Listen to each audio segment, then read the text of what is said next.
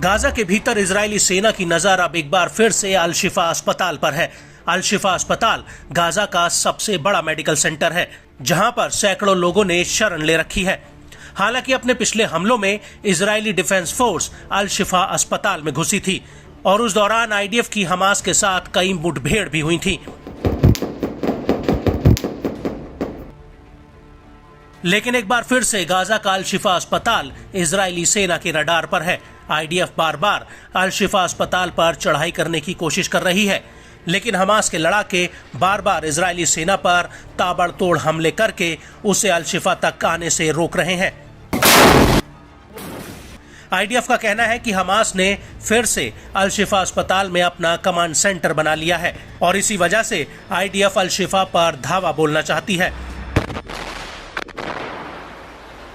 और अब इसी कड़ी में अल शिफा अस्पताल की पूर्वी और दक्षिणी दिशाओं में आईडीएफ और हमास की भीषण जंग चल रही है। इसके अलावा खान यूनिस में पहले ही आईडीएफ ने मोर्चा संभाला हुआ है।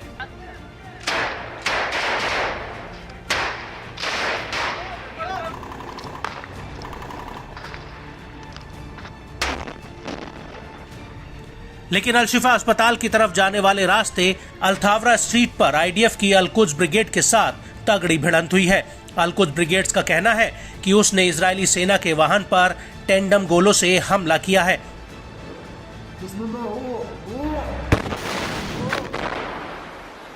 इसके अलावा जबालिया में भी अल कुद्स ब्रिगेड के लड़ाकों ने इजरायली सेना के एक जमावड़े वाली जगह पर 120 mm के गोले दागे हैं।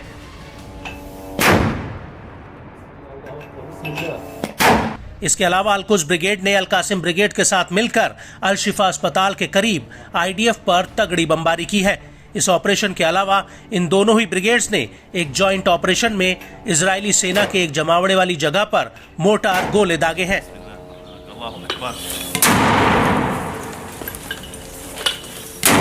आपको बता दें कि हमास का आरोप है कि इजरायली फौज ने सैकड़ों सैनिकों, ड्रोन और हेलीकॉप्टरों के जरिए अल शिफा अस्पताल पर हमला किया है। हमास का कहना है कि इजरायली सेना ने इस दौरान नागरिकों की हत्याएं भी की हैं। साथ ही अल शिफा अस्पताल की तरफ कई गोले और मिसाइल तक दागी गई हैं, जिसकी वजह से 250 से ज्यादा लोग घायल हुए हैं। हमास का आरोप है कि इजरायली सेना ने अल शिफा अस्पताल के कॉम्प्लेक्स को घेर लिया है, जिसमें करीब 30,000 से ज्यादा नागरिक और 5,000 मरीजों ने शरण ले रखी है। इसके अलावा इजरायली सेना ने कई हेल्थ वर्कर्स को भी हिरासत में लिया है और इन्हें पिछले 2 दिनों से खाने पीने के लिए कुछ भी नहीं दिया गया।